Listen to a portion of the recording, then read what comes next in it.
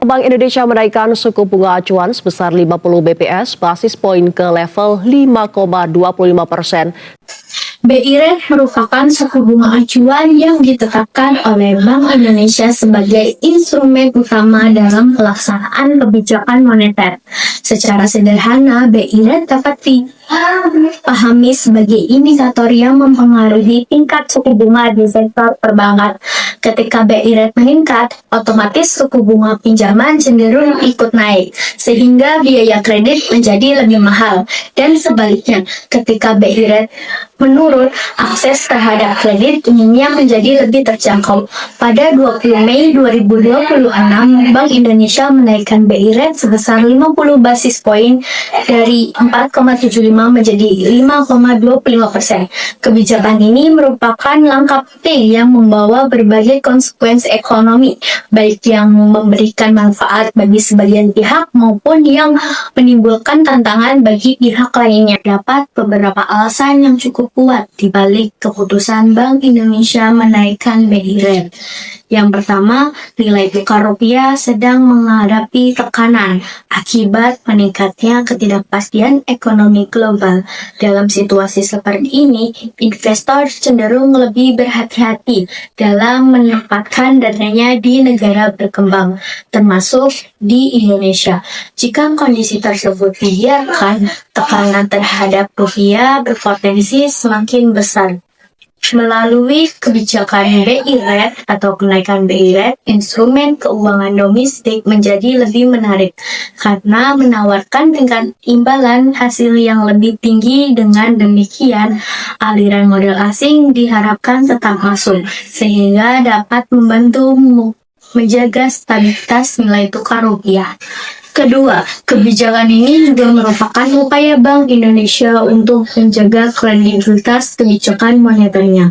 Kenaikan suku bunga mengirimkan sinyal kepada pasar bahwa Bank Indonesia berkomitmen untuk menjaga stabilitas ekonomi dan nilai tukar di tengah ketidakpastian global. Dalam jangka pendek, langkah tersebut ini dapat dipandang sebagai strategi yang rasional untuk memperkuat kepercayaan pasar dan menjaga stabilitas perekonomian nasional.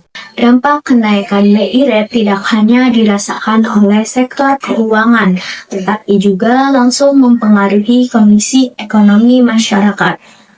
Kenaikan suku bunga acuan umumnya diikuti oleh peningkatan suku bunga kredit, sehingga cicilan KPR, kredit kendaraan, maupun pinjaman usaha menjadi lebih mahal. Akibatnya, sebagian masyarakat harus mengalokasikan porsi pendapatannya yang lebih besar untuk membayar kewajiban kredit. Kondisi ini berpotensi menekankan daya beli masyarakat karena ruang untuk konsumsi menjadi semakin terbatas.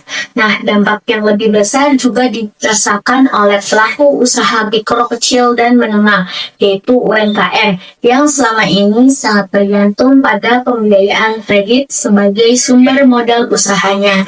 Nah, meningkatnya biaya pinjaman dapat mendorong pelaku UMKM untuk menunda ekspansi usahanya, mengurangi kapasitas produksi, atau menahan penambahan tenaga kerja.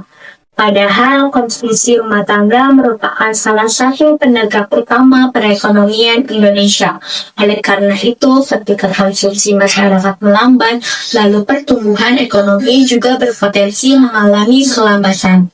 Sejumlah kajian ekonomi menunjukkan bahwa negara berkembang yang mampu menghadapi periode pengetatan moneter secara efektif umumnya tidak hanya mengendalikan kenaikan suku bunga, tetapi juga didukung oleh kebijakan fiskal yang mampu menjaga daya beli masyarakat dan mendukung aktivitas sektorial. Pada akhirnya, keberhasilan suatu kebijakan moneter tidak hanya diukur dari kemampuannya menjaga stabilitas inflasi dan nilai tukar, tetapi juga dari sejauh mana dampak dan biaya penyesuaian dapat didistribusikan secara adil di seluruh lapisan masyarakat.